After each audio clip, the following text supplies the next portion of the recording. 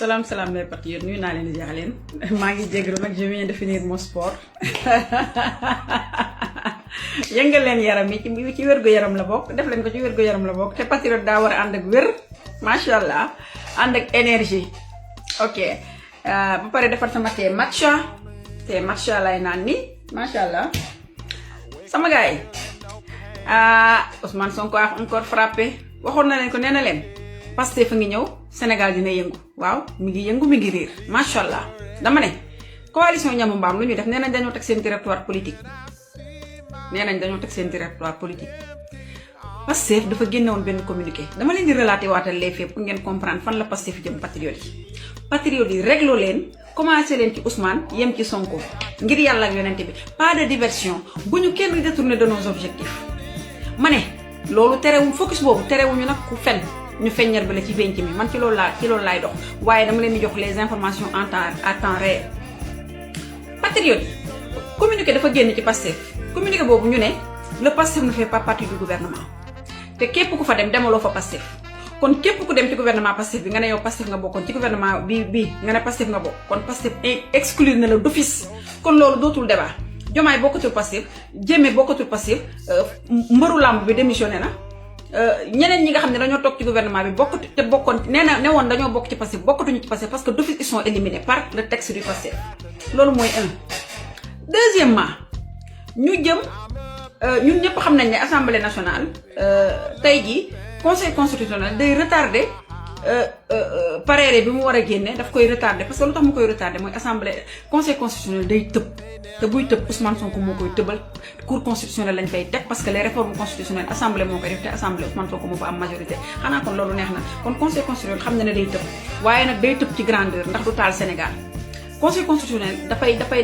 danaan Ousmane Sonko danaan assemblée nationale lii sama yoon nekku ci groupe bi nga xam ne ñoom ñoo defoon recours boobu anyway suñu ginnaaw la nekk parce que conseil constitutionnel mënul dara ci assemblée nationale parce que c'est pas ses prérogatives waaye cour constitutionnel mi ngi ñëw sóoraale leen ko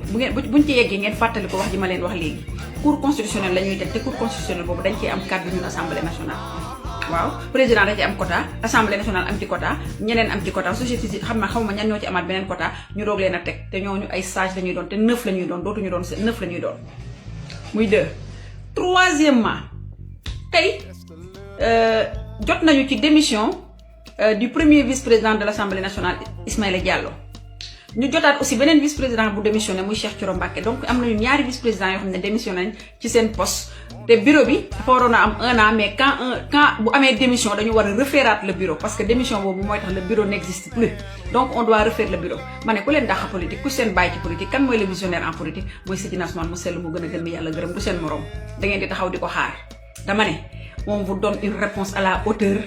de votre provocation yéen coalition ñamu baaw ma ne on vous donne une réponse à la hauteur de votre provocation pour war leen ne ñoo leen dàq politique ma ne actuellement game bi fi ñu toll nii game politique la jotewul dara nag ak Sénégal buy dox ak bu bañ a dox parce que ñun gouvernement bi bokkatuñ suñu yoon nekku ci luy dox jomaay la lu yàqu jomaay la lu baax jomaay la lu bon jomaay la suñu yoon nekkatuñ bu leen ñu ci tudd kaccat leen ñu si ñun waa Pastef ngeen génn ñu ci gouvernement bi bokkuñu ci on a pris nos responsabilités te biir 2 ans yi li ñu war a def nañ ko te je vais vous faire le bilan des 2 ans de Ousmane Sonko à la primature dinaa leen ko defal incha allah loolu benn épisode lay jël dama ne fu ñu jëm mooy on va refaire le bureau de l'Assemblée nationale Ousmane Sonko daf leen wax bu am solo dee leen déglu sama leader bi dee leen déglu sama gaynde gi dee leen ko déglu mais dee leen ko dégg surtout dafa taxaw ne leen Assemblée nationale El Malick Ndiaye daf fay def un travail remarquable dafa changer dafa ëlbati dafa soppi xar kanamu Assemblée nationale te copp bi kooku mu ko coppi moom dafa war a continuer liggéey boobu El Malick nan la war a continuer liggéey boobu lu dul nekk le premier vice-président de l'Assemblée nationale Ousmane Sonko jox ko tous les pouvoirs délégué ko pour mu continuer liggéey boobu il faut qu'il soit le premier vice-président de l'Assemblée nationale moo tax gàcce nga la ma Ndiaye jaata Ndiaye gor nga de waaye Ismaïla Diallo gor nga de Diallo jéeri gor pire nga waaye Cheikh Thioro Mbacké Balla Aïssa kenn gënu laa doon gor te pourtant lu ne dégg ngeen ko waaye ngeen taxaw jàpp fi ngeen jàpp rek ne Ousmane la allahu akbar ma ne kuy politique da ngay ñëw jàng ci Ousmane Sonko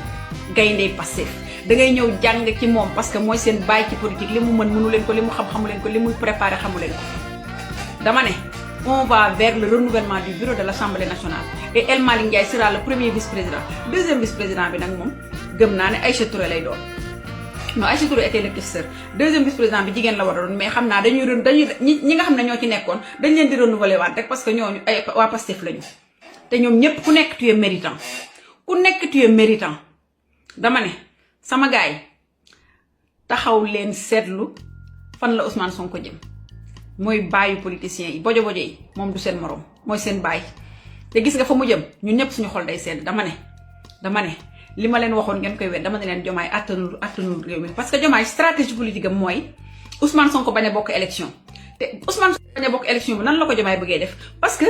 fan yi yëpp ñi ngi dégg ñuy wax naan Ousmane Sonko su nekkee le premier vice-président de l'Assemblée nationale su Diomaye démissionné moom du mën a moom mooy ñëw d'office te bu ñëwee d'office du mën a bokk ci élection yi parce que on ne peut pas être président et organiser des élections loolu lañ doon article boobu nag man je ne suis pas juriste pleinement xamaguma ci dara moo tax ma koy laaj juriste yi ku ci xam dara mun na ko leeral ci commentaire yi loolu xaw ma dëgg la xaw ma du dëgg quand s'il est le premier vice-président s'il est le président de l'Assemblée nationale quand le président démissionne il assure l'intérim te bu assurer intérim du mën a bokk ci élection yi loolu leeraguma mënuma ci xuus mais li ma leen bëgg a xamal mooy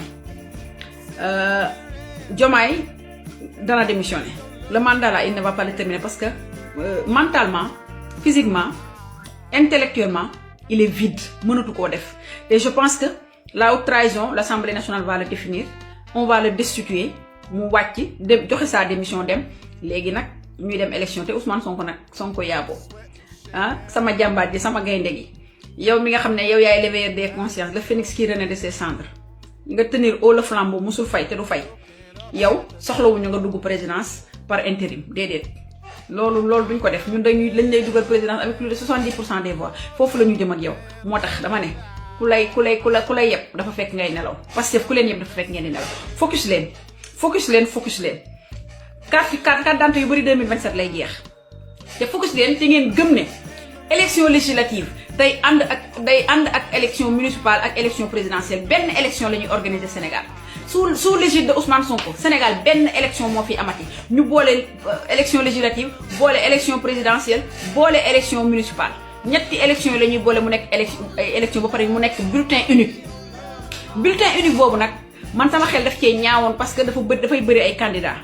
bu bëree ay candidats ñun suñu candidat mooy Ousmane Sonko boobu nag dañ ko war a fësal ñun ñoo defoon le travail pour ñu xam borom sikkim bi mooy kan ñun ñooy defaat le travail pour ñu xam ne bulletin unique boobu dinañu permettre ñu gagner 8 milliards mais dinañu permettre aussi ñu mën a duggaat ci kër yi maire yeeg paa yi nga xam ne ñoom xamuñu nu ñuy voté ñu compter ci bulletin unique boobu kan mooy pay ci kaw wala fan la suñu position leader di nekk ñu jàngal leen nan lañ koy cocher kan mooy suñu leader bu ñu wàññee benn ñaar ñeent ban position la suñu leader nekk ak lu mu sol ak drapeau Pastef bi nu mu mel sigle Pastef nu mu mel loolu wóolu naa ci GPS yi Ngagne Demba Touré ak waa njabootam wóolu naa ci ñun ñi nga xam ne dañuy def campagne bi boo suñu famille yi di leen ko defal visioconférence di leen won nan la ñuy voté loolu wóolu naa ci patriote yi loolu du problème nañu def bulletin unique bi au début amoon naa ci ay doute mais amatuma ci benn doute nañu dem ñoo leen mën ñoo leen ëpp doole te dinañ leen duma ba taqal leen suuf loolu moom dafa leer dama ne en avant marche la machine, le rouleau compresseur de Pastef est en place et rien ni personne ne peut l'arrêter. L'ascension fulgurante de Pastef, rien ni personne ne peut l'arrêter. Suñu borom rek subhanahu wa ta'ala moom rek moo ci mën dara burul moom keneen mu te suñu borom dafa teg suñu leader loxo nañu sant yàlla saa su ne ala kulli haal alhamdulilah ala kulli haal mu neex ñu wax ko mu naqari ñu wax ko ñun ay jullit lañu dama ne Seydina Ousmane doxalal commencé ci yow yem ci yow waaye nag man bu ma tere ma démonter ay fen yi moom il faut ma di ko démonter ay masi coog ma dul coog ma ruucu moom loolu moom bàyyi naa ko dootuma ko wax li ma ko daal wax sax bëriwul mais bàyyi naa ko promettre naa la ne bàyyi naa ko mais du tere nag lu mu wax dinaa ko tontu pas bu mu teg dinaa ko analyser wax ko patriote dama ne sama gars yi reetaan leen na seen xol yi bëgg bu leen kenn détourné indil nañ leen fi Adji Sarr indil leen fi Madiambal Diagne jël vidéo Adama Diop di ko teg muy wàcc ci toile pour bëgg ngeen réagir ngeen ne patt mel ne yëgu leen ko bu leen ko yëg fàtte leen bu leen republier bu leen afficher bu leen taf seen photo bu leen taf seen dara tontu leen tontu wi saf nag ba pare te bu leen afficher di leen may buzz loolu laa wax man loolu laa wax ku fi fen ma feeñar bi la ku fi wax loo war tam wax ma tontu la ci penc bi du ma taf sa photo du ma wax say wax du ma la republier man loolu mooy sama combat dama ne patriote yi focus leen ci assemblée nationale focus leen décision bi nga xam ne moom la conseil constitutionnel war a joxe man focusuma ci parce que décision bu fay jógee am fa mooy je suis incompétent à la matière jeex na loolu rek la war a wax mu jeex sama gars ñoo yor gaynde gi ñoo yor jàmbaaj yi ñoo yor le phénix ñoo yor le veilleur des consciences kon lu ñuy tiit. patriotes yi bu leen confondre nag maa ngi gis ñu bëri ñi ngi def seen statut Cheikh Thioro Mbacké l'honorable Cheikh Thioro Mbacké ak l'honorable Ismaïla Diallo ont démissionné de l'Assemblée nationale. Déedéet, ne confondez pas les choses, écrivez bien les choses.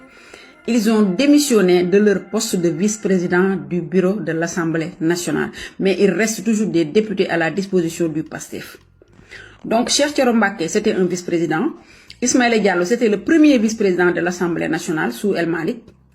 Donc kooku moo doon assurer intérim avant Ousmane Sonko di ñëw di nekk le président de l'Assemblée nationale. Ils ont démissionné tous les deux de leur poste de vice-président de l'Assemblée nationale parce que on doit faire des réaménagements politiques. Actuellement ñi ngi ci terrain politique bi, on donne des réponses politiques et on s'organise politiquement pour affronter nos ennemis, nos adversaires. Ce ne sont pas des adversaires, mais ce sont des ennemis parce qu'ils ont décidé de nous livrer à la justice populaire alors que ñun defuñu dara. te la justice populaire est avec nous parce que ñun ñoo nekk ci dëgg te ñun ñoo yor majorité. Donc sama gars yi bind leen loo xam ne sénégalais dinañ ko comprendre wax leen loo xam ne sénégalais dinañ ko comprendre. Cheikh Thioro Mbacké vice-président la woon, Ismaïla Diallo vice-président la woon. Ils ont décidé de démissionner de leur poste de vice-président mais ils restent des députés à la disposition du peuple, à la disposition de PASTEF et ils sont toujours à l'Assemblée nationale comme députés. Léegi nag on va refaire le bureau avec qui comme premier vice-président ku ko xam na ma ko wax. kan mooy doon premier vice-président assemblée nationale comme Ismaïla Diallo démissionné na kon gor googu Diallo jéeri yaay gor billahi yaay gor comme El Malick Ndiaye Cheikh Thioro Mbacké Balla Aïssa yaay gor dama ne loolu moo fi xew ba leneen ñëw bu leneen ñëwee ma ñëwal leen ci jërëjëf jumaa mubarak